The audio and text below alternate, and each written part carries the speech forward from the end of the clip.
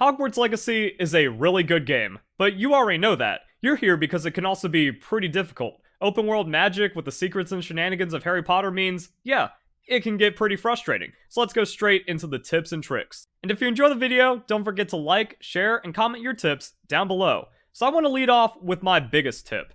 The game is deceptively obvious. It's really easy to overthink what's going on, at least in the earlier parts of the game, and that could lead to some frustration. That if you have experience with games and puzzle games like Legend of Zelda, or if you're just kind of familiar with general gaming tropes of, oh, this goes here, and oh, you hit that to activate that, then yeah, you're going to understand a lot of the game very early on, but there could be like one thing that's slightly different or slightly out of place, and then that can cause you to like go down a chain of overthinking or just missing something obvious. The game is deceptively obvious. It's kind of the best way that I can explain it. For example, this puzzle right here. I was trying to open a dungeon. I knew that this thing could be moved here, but I didn't pay attention to every little detail. There's a fire symbol on that block. So because it's an open world game, it's easy to sequence break or miss a part where something is blatantly explained to you. So I was just kind of like, I thought I did the thing. Maybe this is just kind of ahead of where I'm at, or I don't have exactly what I need unlocked. But no, I just needed to light it on fire. The very obvious thing, and you just have to like kind of pay attention to what's going on. Another thing, I'm going to save you guys some time on this, are the freaking doors. So I walk up to this door, and it looks like a math puzzle, and there's some dice and stuff on the wall. So like, okay, it's obvious how you solve this, but it's not obvious how you get to the answer. Obviously, there's going to be like some kind of map on a wall somewhere, or like a little piece of paper that has the cheat sheet on it. Until you find that, the doors they're just not solvable. However, when I first looked at it, I went, I wonder if the symbols just go 1, 2, 3, 4, 5, 6, around the door. They do, except it starts at 0. That's my tip. I'm just going to save you guys that. If you want to discover it yourself, it's not worth it. So there's a lot of silly points in the game like that to where you can understand what the game wants you to do, but if you're missing that extra like little 5 or 10% of how you complete it, it can get a little frustrating. So you just have to kind of pay a little bit of extra attention, or also just kind of go through everything in your spell book to see if it works on the thing that's in front of you. But then there's also a point where you have to like fall back, go back to the story, learn some other spells, and some content just might not be accessible to you, and you don't know that until you've exhausted all the options or missed the very obvious solution. And another thing about the game being obvious is the combat kind of calls back to really old games where if something is doing a color, you use that color of spell on it. Now, the story pretty much tells you this, but it also translates into other parts of the game. You see a red spider, use a fire move on it, it's going to do more damage. Same thing for like yellow enemies and stuff like that. To the point where it's so obvious, I don't think it's a tip, and everyone knows that, but it just kind of shows like how the game interacts, and it's something to keep in mind with all the other little weird things going on inside the game. So at least I hope that helped, and set the mood for the video or something. My next tip is to do the combat training. Even if you're easily winning fights and blasting baddies, you need to learn what the core of this game is about, and that's spell combos. And you might have already picked that up naturally, but you don't really realize how the spells interact until you hit the training dummy. This isn't like, oh, very simple, wasting my time on the training dummy. This is, wait a second, I'm understanding how the game is really supposed to be played to the point where it actually becomes very freeform, that you learn the very basic combos on the training dummy, and it allows you to think through it and create your own unique combos, which is the point of the game. And then you can start doing some really cool stuff, because with the game just kind of showing me, hey, you go spell 1, 2, 3, spell 1, 2, 3, and then that's how you kind of extend your combo, because when you do your fourth big hit of your basic attack, then that's going to kind of lock you out, and you can cancel that by going into spells and then finding out how other spells interact. Incendio, very short range, but without telling you, the tutorial dummy shows you that you can pull someone in, get the free Incendio hit, and then that's how you can kind of go more into your combo from there.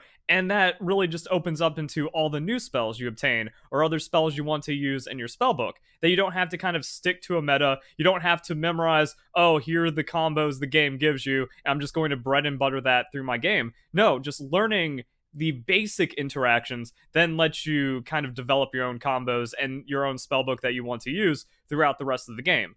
Very cool, very helpful to kind of get that hands-on feel. Big tip.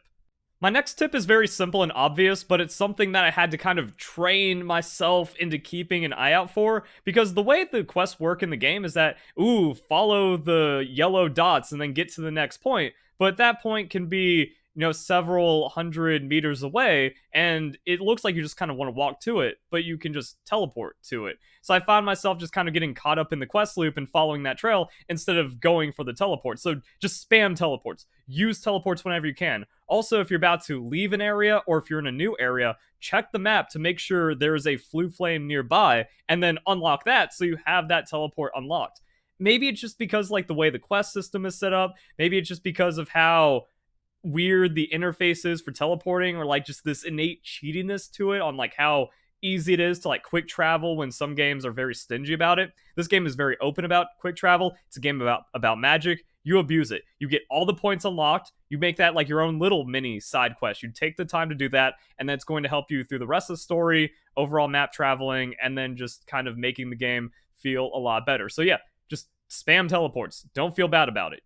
Now, Hogwarts Legacy has time-based events. Some things only happen during the day, some things only happen during the night, and if you just kind of like skip over all the little things the game tries to tell you, or you haven't fully explored the menu, you might not know how to skip time. So what you want to do is you want to go on your map, and then you can kind of see, oh, if you press R3 down, that's going to be how you skip time. So kind of have to pay attention. If something, like kind of going back to the first tip, if something isn't quite making sense, just kind of read everything, just kind of look around a bit more, and then it's going to be helpful. But I spent, 10 minutes trying to just either wait out the time or like look for a spot. Because sometimes there's like a mini quest or a side quest where you can go there and then it'll skip to the appropriate time. So I was trying to look like for one of those that do it at night, or maybe like a chair that lets you rest or something. But now you can just do it from the map at any time. So there's actually just a lot more accessibility than you're expecting in this game sometimes. And then that's how you just do the time travel.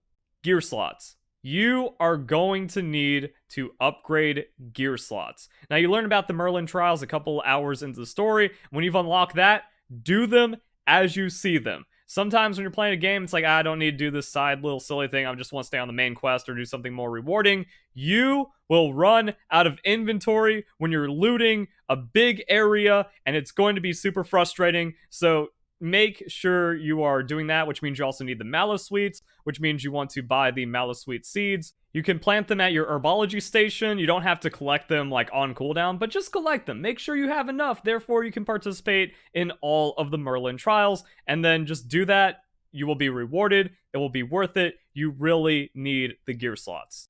And then my last tip is to keep checking back on the quest list. That a lot of things in the game are going to be gated by the main story, which feels kind of weird and awkward for an open world game. For the most part, you want to go out, do everything, get as much done as possible, and a lot of players, they don't want to like be reliant on guides and like try to find, oh, what do I need to do for every little thing they encounter in the game. But unfortunately, a lot of it is going to be restricted by spells. You're in a wizarding world, and you're going to have to progress the main story quite significantly to unlock a lot of spells, or make it to a point where something is like stated, hey, this is how you do this thing, and it really wasn't possible for you to discover that by yourself before.